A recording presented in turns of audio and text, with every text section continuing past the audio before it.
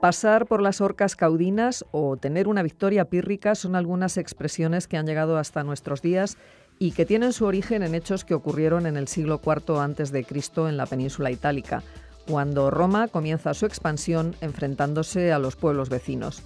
Para hablarnos de este siglo, por lo general poco conocido de la historia de Roma, nos acompaña hoy en el estudio Javier Cabrero Piquero, que es profesor de Historia Antigua en la UNED.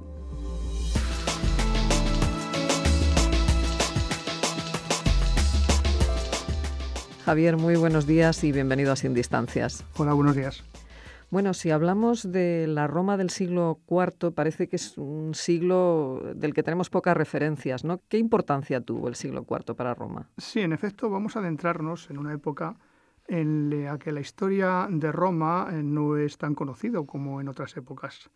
No se trata de un momento de oscuridad, sino más bien que es un momento complicado para Roma en el que, si las cosas no hubieran salido como ella quería que salieran, muy probablemente hubiera supuesto la desaparición de la misma ciudad. Recordemos un poco, así por encima, que en los siglos anteriores Roma había sido una pequeña aldea que, según algunos historiadores, había nacido como refugio de bandidos y que estaba muy amenazada por todas las poblaciones que lo rodeaban precisamente por este motivo, por ser refugio de bandidos. Desde la fundación de la ciudad, el principal peligro va a proceder de una serie de ciudades, mayoritariamente etruscas, que son las que le rodean, que llegan incluso en el siglo VI, incluso llegan a imponer los dirigentes en la propia Roma. Los últimos 3 monarcas de Roma van a ser etruscos. El siglo IV, por tanto, va a ser una época en que Roma se va a confirmar de alguna manera como potencia itálica, sobre todo en la segunda parte de ese siglo. Recordemos que la segunda parte de ese siglo va a ser importante en el Mediterráneo porque es el momento también del ascenso de Macedonia y la figura internacional principal de ese momento va a ser Alejandro Magno. Bueno, ¿y cómo fue el comienzo de siglo para Roma? Para Roma, el comienzo del siglo IV no va a ser un comienzo feliz, por decirlo de alguna manera. Se va a producir en los primeros años de ese siglo una invasión por parte de poblaciones galas que lentamente se habían introducido en el norte de Italia y que van a ir avanzando, y en un momento dado, no tenemos muy clara la fecha, 390 para algunos historiadores, 387 para otros, en un momento dado van a llegar a las puertas de Roma. Lo que sí que sabemos con seguridad es que la llegada de los galos a las puertas de Roma se produce como consecuencia de una derrota a 15 kilómetros de la propia ciudad, de la derrota junto al río Alia. Esta derrota va a ser un durísimo golpe para los intereses de Roma, dado que en los siglos anteriores había logrado una hegemonía sobre la zona central de Italia, imponiéndose a ciudades etruscas. Ahora toda esa hegemonía que había logrado con la invasión gala se va a poner muy en duda por todas esas ciudades que van a intentar de alguna manera recuperar su llamada, entre comillas, libertad. Tras la retirada de los galos, Roma se va a dar cuenta perfectamente de todas sus debilidades. Y sus debilidades venían del campo de la defensa.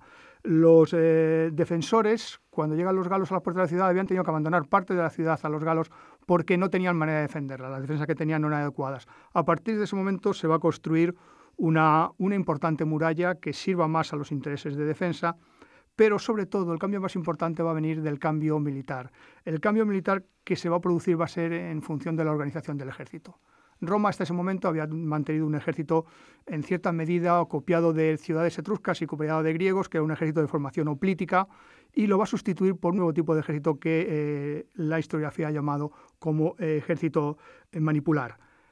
Eso quiere decir que la infantería estaba dividida en 3 bloques fundamentales, un bloque de astati, un bloque de príncipes y un bloque de triari, que se sucedían en la lucha para mantener siempre fresco los soldados que estaban luchando en primera línea. Cuando Roma consigue asimilar esta forma nueva de combate, evidentemente va a progresar mucho, sobre todo frente a los aliados de Italia, que mayoritariamente todavía seguían manteniendo el ejército griego tradicional. Bueno, y a pesar de estos avances en el campo militar, ¿fue difícil la recuperación de Roma?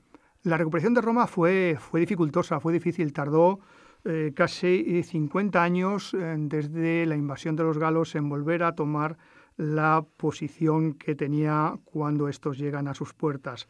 Para lograr la recuperación a Roma se le van a abrir en 2 frentes fundamentales. Uno que se produce en la Italia central, en la que los pueblos protagonistas van a ser los tradicionales enemigos etruscos, los latinos y algunos otros pueblos, y otro en la Italia meridional, que va a ser el de los samnitas, quizá el enemigo más contumaz que Roma va a tener en este siglo IV. Ya en el 386, Roma hizo frente a una coalición de latinos, hérnicos y volscos, a los que derrotaron paulatinamente. Primero a los hérnicos, que solicitaron la paz definitivamente en el 358, y más tarde a los volscos en el 338. Las ciudades etruscas, que ya habían sido dominadas en el siglo anterior, también van a intentar aprovecharse de lo que ellos suponían una debilidad en la que había quedado la ciudad, y Fidenae, concretamente, va a ser la primera en sublevarse, pero va a tener muy poco éxito en ello. El relevo va a ser tomado poco después por Tarquinia, pero tras algunos éxitos iniciales y la derrota de Fabio, las cosas van a cambiar radicalmente. Y en el 351 los romanos van a conseguir derrotar a una coalición de todas estas poblaciones en la que estaban integrados etruscos y faliscos, y va a permitirse recuperar ya esa posición que tenía 40 años antes. Los decenios siguientes, a partir del 343, van a ser latinos y samnitas los que se encarguen de poner a prueba de alguna manera a Roma. Cronológicamente, los primeros en plantear estos problemas van a ser precisamente los samnitas. ¿Y quiénes eran este pueblo? Ya has señalado que vivían en la zona sur de la península itálica, ¿no? Sí, viven en la zona centro-sur, es lo que ocupan, pero ocupan sobre todo lo que conocemos como los montes del Samnio. Es habitual que los pueblos montañeses tengan una economía bastante pobre. Y estos pueblos suelen observar, que es lo que sucedió en cierta medida en la península ibérica con las guerras de Viriato, suelen observar la economía de la llanura con ojos muy ávidos porque son tierras mucho más fértiles. Era lo que les sucedía a los samnitas, y los samnitas van a observar estas ricas tierras como objeto de deseo, fundamentalmente las zonas de la Campania. Este grupo de pueblos no era un pueblo único, eran un grupo de pueblos, 4, 5, 6 pueblos lo que formaban los samnitas. Entre ellos los más importantes van a ser hipinos y caudinos, y es Roma la que va a dar el nombre de samnitas a estos pueblos, probablemente porque vivían en la zona de los montes samnitas. Bueno, y ya nos has explicado que miraban con codicia esa zona de la llanura donde estaba Roma, pero ¿cuál fue la causa que dio motivo a las hostilidades entre romanos y samnitas? Precisamente va a ser esta la causa. Los primeros contactos que tienen romanos y samnitas, como les sucederá con otros pueblos, con los cartagineses y con otros pueblos, van a ser pacíficos. En el 354 llegan incluso a firmar un tratado de paz entre ellos, de mutua protección, pero 10 años después, en el 343, la cosa no va a fructificar, y las hostilidades van a estallar a causa de la ciudad de Capua, una ciudad de la llanura que estaba siendo de alguna manera asediada por los samnitas y solicitan la ayuda de Roma. Esta primera guerra va a ser una guerra confusa hasta el punto de que hay grupos de historiadores que niegan que existiera realmente esta guerra. Parece ser, según las fuentes, lo poco que nos hablan de ellas, que la victoria fue para Roma y concluye en el año 341, fecha que se supone que es el final de este primer enfrentamiento. A partir de ese momento, para Roma la amenaza va a ser no los samnitas, sino la Liga Latina. Entonces, los romanos, claro, no solamente estaban luchando contra los samnitas.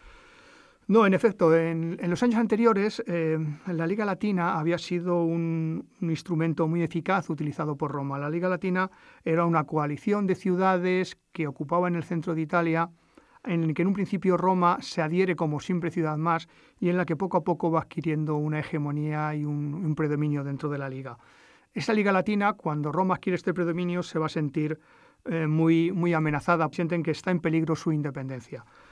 Es un grupo de ciudades, un grupo de comunidades latinas las que van a decidir en un momento dado hacer frente al poder romano y piden tanto la independencia como la igualdad de derechos con Roma. La igualdad de derechos con Roma va a ser una constante de comunidades aliadas de Roma que se lo van a pedir a Roma. Ellos piensan que si yo estoy contribuyendo contigo en la guerra, te estoy ayudando a crecer, lo lógico es que yo tenga los mismos derechos que tú a la hora de votar y a la hora del reparto de tierras que se producían.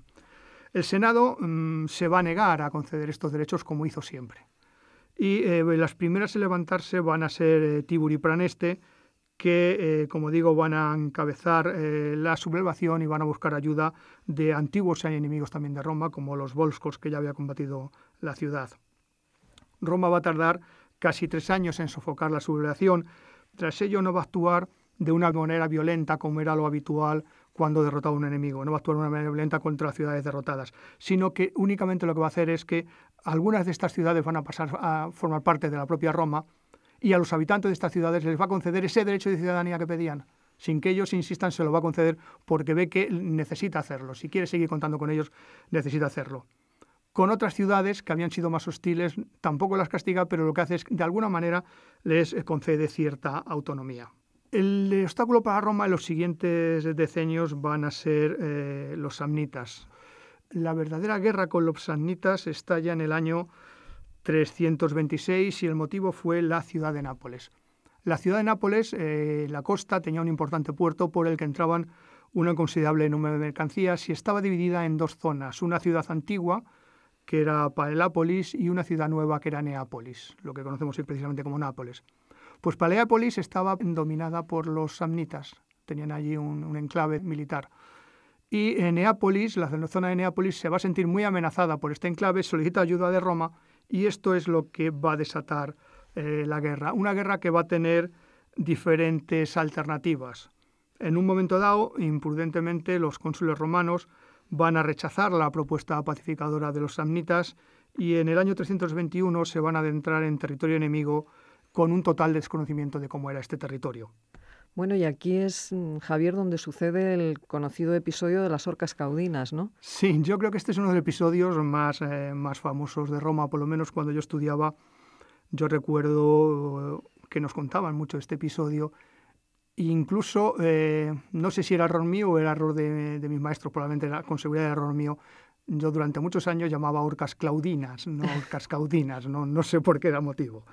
Pues es cierto, el ejército romano se va a meter en un desfiladero muy estrecho en el que se queda sin capacidad de reacción. No podían combatir porque les era imposible desplegar el ejército en formación de batalla. Ante esto, la única solución que le queda es rendirse y tener que sufrir la humillación de desfilar bajo las lanzas de los guerreros enemigos y además desarmados. Roma, tras esta derrota, se va a ver obligada a devolver los territorios que había conquistado hasta ese momento, va a entregar 600 rehenes y los samnitas se van a sentir como verdaderos vencedores.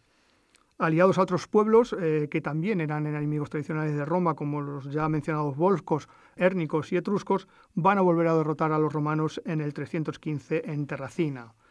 Y a partir de aquí es cuando los romanos ya logran, de alguna manera, rehacerse. Comienzan algo muy importantísimo para Roma, que fue la construcción de la Vía Apia. Ellos construyen la Vía Apia con la finalidad de poder desplazar las tropas con mayor rapidez. Esto va a ser una ventaja táctico-militar importantísima para Roma y en adelante lo va a explotar construyendo vías por las que podían circular sus ejércitos con rapidez por todas las zonas que ellos dominaban. Van a derrotar a los samnitas y a todos sus aliados en el lago Vadimón, después en Tifernum, van a recuperar gran parte de los territorios perdidos y finalmente van a lograr que los samnitas en el 304 renuncien a sus aspiraciones sobre la Italia central, cosa que estos samnitas no van a realizar por el momento. Para Roma el paso fue importante. Estaba a milímetros, por decirlo en sistema métrico y decimal, de convertirse en la potencia hegemónica de Italia. Sin embargo, los samnitas en el 298-90 se van a convertir de nuevo en los enemigos. Se van a aliar esta vez ya los etruscos, va a ser el último intento que hagan tanto etruscos como samnitas en rehacerse y van a plantear una nueva guerra. Los primeros años no les va a ir mal, hasta el punto de que van a obligar a Roma a una batalla que fue de las más encarnizadas que había combatido hasta entonces. Es una batalla en la que, según los historiadores, se produce otro hecho que va a ser revelante para la historia de Roma. Un cónsul romano ofrece su vida, se entrega, se lanza contra las tropas enemigas desarmado y desnudo para que Roma consiga la victoria. Siempre se ha negado que en Roma existieran los sacrificios humanos. Aquí tenemos una mención a algo que podría ser interpretado como un sacrificio humano, como un cónsul, que no era un cualquiera, un cónsul, da su vida por la victoria, se entrega como víctima propiciatoria a los dioses infernales. Pero a partir de aquí la suerte de samnitas y etruscos estaba ya echada, no tenían nada que hacer. Solamente van a lograr resistir unos pocos años más, hasta el 290, año en el que definitivamente van a tener que renunciar a todas sus aspiraciones. Bueno, pues ya para terminar, Javier, ¿podemos decir que Roma era en este momento ya la dueña de Italia? Bueno, Roma era la dueña de Italia, solamente le quedaba un paso. Y era dominar la zona sur en la que se asentaban las antiguas colonias griegas. Concretamente, esta dominación la va a lograr a través de una guerra contra la ciudad de Tarento. Pirro, a la cabeza de esta ciudad, va a acudir en ayuda de Tarento. No van a conseguir nada. Pirro va a conseguir derrotar a las legiones, sí, pero luego se va a ir a Sicilia, luego vuelve, no se centra en la guerra y finalmente Tarento es derrotada. Concluida la guerra, Roma sí es ya dueña de toda Italia. Solo le quedaba, y lo va a hacer, dar el salto a la esfera internacional, un motivo que le iba a enfrentar a Cartago. Una Cartago que hasta ese momento había sido la aliada de Roma, la había ayudado en la guerra de Tarento, prestándole los barcos que Roma no tenía.